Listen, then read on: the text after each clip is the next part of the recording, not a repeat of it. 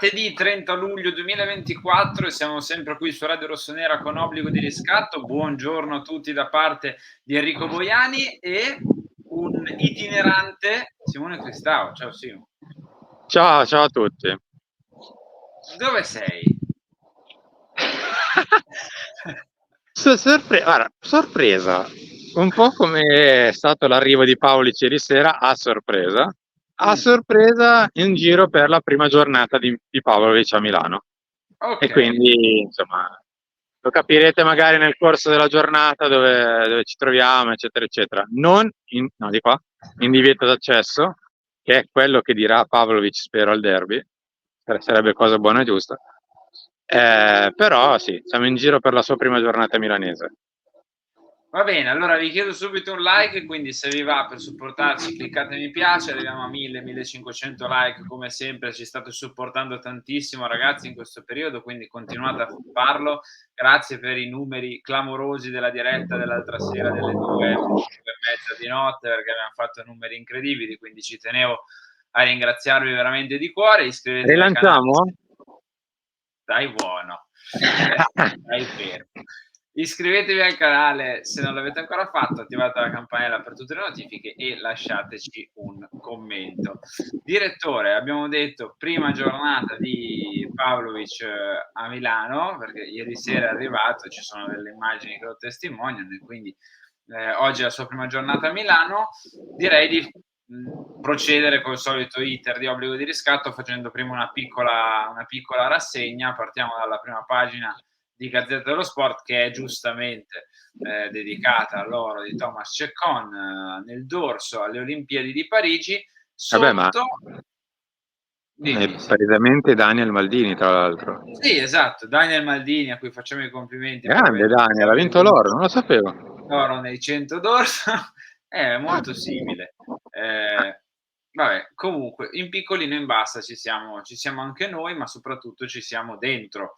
Pavlovic a Milano, il serbo in città per visita e firma, Emerson e Fofana, il club stringe. Vi faccio leggere meglio anche questa parte qua. Dopo Morata, secondo colpo del diavolo, ora l'obiettivo è rinforzare la fascia destra con il brasiliano e la mediana con il francese. Direttore, ripartiamo da qui, ripartiamo da Pavlovic, che appunto vediamo di capire cosa sarà di Malick Thiaw, cessione, non cessione, Newcastle, non Newcastle, ma a prescindere da questo Pavlovic va a rinforzare, va a chiudere per ora un reparto che è quello difensivo, che è quello magari su cui avevamo sempre avuto meno dubbi dall'inizio del calciomercato.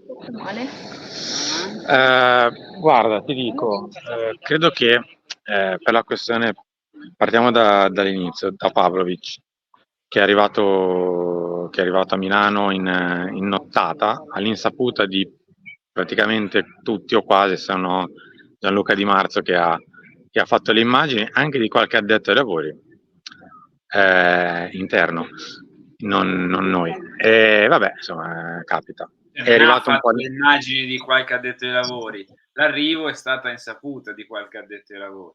Sì. Vabbè, succede anche questo nel magico mondo.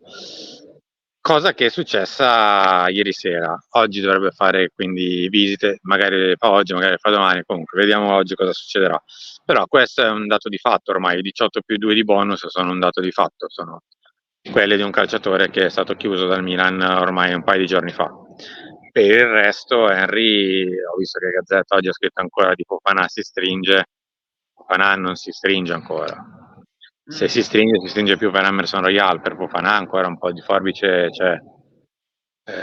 Si era corso davvero tanto, si è corso tanto sempre su Fofana, non si è mai riusciti a fare un discorso un pochino più, diciamo così, completo rispetto a quello che erano le volontà del Monaco, anche che non ha mai sensibilmente fatto scendere la richiesta, anzi è sempre tenuto botta e per ora tiene ancora botta. Quindi o si va su un altro obiettivo o si va ad alzare l'offerta, e in questo momento le due cose ancora non ci sono state né da una parte né dall'altra, ovvero il Milan non ha ancora virato definitivamente su qualcun altro, anche se qualche piano B l'avete magari anche visto, è uscito, però nemmeno ha in questo momento alzato l'offerta tale da poter far dire al Monaco va bene, vengo incontro e chiudiamo. Non siamo lì. Per Emerson Royale il discorso è diverso, ma insomma, lo affronteremo a breve. Sì, Fofana, diciamo, chiudiamo il discorso Fofana dicendo che 30 luglio, qui continuano a passare i giorni, noi lo ribadiamo tutti i giorni, ma perché è fondamentale dall'inizio del calciomercato in realtà, la figura del mediano, continuano a passare i giorni, il mediano non c'è. La stagione con grandissima probabilità inizierà senza, cioè le prime di campionato io suppongo che verranno giocate senza questa figura. Mi immagino sempre che possano essere Bennacer e Reinders o qualcuno per loro a iniziare il campionato, e siamo arrivati lunghi sul mediano, c'è poco da fare perché la priorità era l'attaccante, perché abbiamo perso un mese oltre solo di puro calciomercato, su Zirkzee, poi fortunatamente abbiamo trovato Morata, dopo l'attaccante siamo andati sul mediano e ci siamo arenati di nuovo anche lì su una situazione tra l'altro piuttosto simile rispetto a quella di Zirkzee, non c'entrano le commissioni, qui è praticamente tutto prezzo di cartellina, però la situazione è pressoché identica, sono identici anche i competitor se vogliamo, perché c'è sempre il Manchester United vigile e quindi diventa complesso andare a chiuderlo in tempi ragionevoli. Il Milan ha fatto l'attaccante, ha fatto il difensore e ti direi Simo, prima di passare diciamo ad altri argomenti, chiude anche il terzino, chiude a breve anche il terzino, anche e soprattutto poi per quello che è accaduto contro il Manchester City ad Alessandro Florenzi, no? Il terzino è l'altro obiettivo principale di questo periodo, oltre al centrocampista, ma non si scappa credo da Emerson Royal, quindi attendiamo di vedere se questa offerta da 15 più bonus del Milan verrà accettata dal Tottenham e poi nel caso ci ritroveremo in giro per Milano a fare visite mediche eccetera anche per Emerson Royal, che è l'altro obiettivo del Milan, ma in questo momento non c'è una chiusura. La mia speranza è che venerdì io vado in ferie e quindi se il Tottenham tiene duro ancora un paio di giorni. No. Ti ricordo che dovremmo comprare poi anche appunto il mediano, si spera al secondo attaccante, quindi bisognerebbe invece un po' velocizzare. E poi i nostri ascoltatori vogliono vederti alle visite mediche di Ma io Emerson infatti Royal. mi farò vedere dal mare durante le visite mediche. Se volete ve lo faccio da una clinica al mare, così, tanto per. Ma no. Va bene. Che Vabbè, no, dire, su Florenzi invece, aspettiamo. giusto per chi non avesse magari seguito quello che le comunicazioni dei giorni scorsi, deve operarsi e lungo stop. A proposito di questo, Henry, mi collego un secondo, perché l'infortunio di Sportello di ieri, in realtà di qualche giorno fa, ha comunicato ieri in maniera così ufficiale, eccolo qua, fuori 2 o 3 mesi, il rischio che siano più 3 che 2, perché il taglio è decisamente profondo e c'è il rischio, adesso ancora non è stato deciso, che possa operarsi. Quindi se fa operazione ovviamente le cose slittano anche un po' di più. Dinamiche sconosciute però per ora dell'infortunio di Sportiello. Dinamiche sì, ancora non ben conosciute, comunque all'interno del ritiro. E non in fase di allenamento, ecco, cioè non è un infortunio di gioco.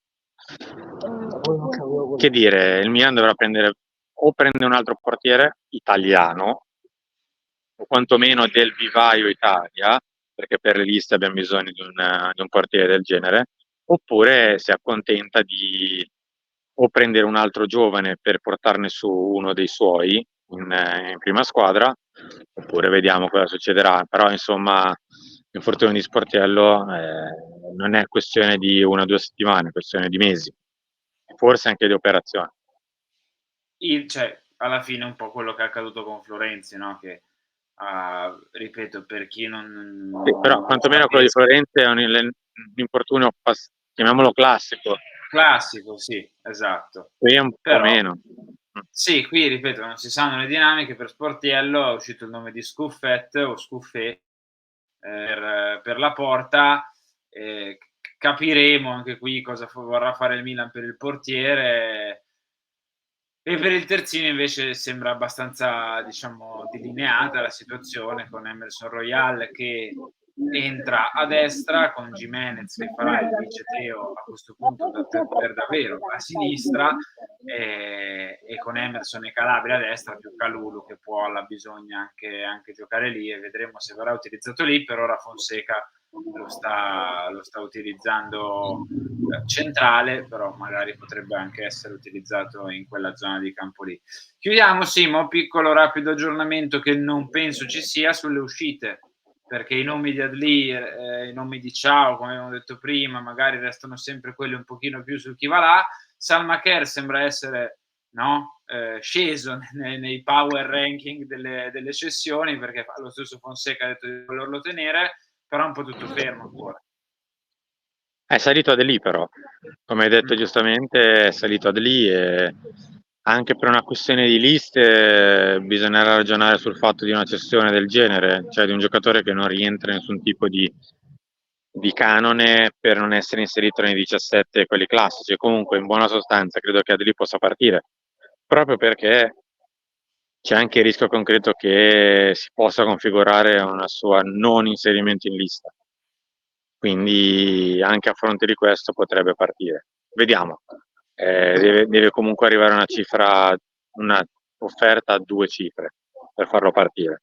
Quindi in questo momento le prime avvisaglie però non sono state colte perché arrivano solo e soltanto dal campionato arabo, quindi non se ne farà nulla per ora. Poi magari vediamo in agosto se Adli cambierà idea oppure arriverà un'altra offerta. Però al momento è solo un pourparlers con un principio di offerta e poco altro. Va bene, Simo, io ti Ah, ringrazio, ti lascio girare per Milano alla ricerca di Pavlovic e ci volete venire in ritroviamo giro per qui. Milano? C'è un bel i fiori. Dimmi. Vabbè, poi magari un giorno rivelerai dove sei, anche se penso che molti abbiano intuito. Direttore, grazie e a presto visto che tu sarai protagonista, i prossimi appuntamenti di Radio Rossonera. Assolutamente sì, ci vediamo al talk, ci vediamo anche a Lancio, credo. Sì, oggi sono anche a Lancio, quindi faccio back to back. Grazie a tutti, è stato un piacere. Henry, grazie. Sigla. Sì, nell'attesa di Emerson Royal, ovviamente, sperando che il Attendiamo. direttore possa essere alle sue visite mediche. Un abbraccio anche da parte di Enrico Boiani, io invece torno domattina, ore 6:45, 7, per l'editoriale, perché anche in ferie si fa l'editoriale, caro il mio Bravo. direttore. Arrivederci.